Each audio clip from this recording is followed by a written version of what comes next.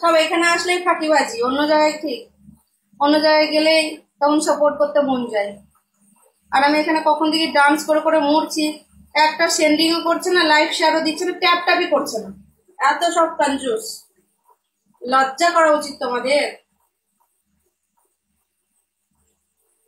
মুরগি চোরের নাতি, মারো তো একটা সিল। কখন থেকে নেচে নেচে হাঁপিয়ে গেলাম, তুমি এতক্ষণে আসছো।